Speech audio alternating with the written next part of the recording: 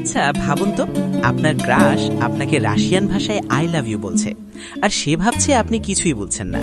কিন্তু আসল টুইস্ট হলো আপনি রাশিয়ান ভাষা খুব ভালো করেই জানেন। আজকের ভিডিওতে কথা বলবো এমনই এক দারুণ অ্যানিমে নিয়ে।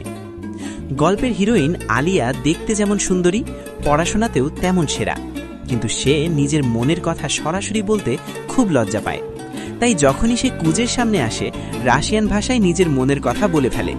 সেভাবে কুজে কিছুই বুঝতে পারছে না, কিন্তু কুজে আসলে রাশিয়ান ভাষাটা বেশ ভালোই জানে। আর এই দুজনের মাঝে যখন কুজের নিজের বোন মারিয়া চলে আসে, তখনই শুরু হয় আসল মজা। মারিয়া আর কুজের ফ্রেন্ডলি বন্ডিং দেখে আলিয়ার সেই কিউট জেলাসি আপনাকে হাসাবেই। কুজে আর মারিয়ার মধ্যকার মিষ্টি সম্পর্কটা এই সিরিজের অন্যতম সেরা দিক, আর এর অসাধারণ অ্যানিমেশন এবং ক্যারেক্টার ডিজাইন আপনার চোখে প্রশান্তি দেবে। আপনি যদি ড্রামা আর ইউনিক রোম্যান্টিক কমেডি পছন্দ করেন, তবে এই অ্যানিমেটি আপনার জন্য মাস্ট ওয়াচ।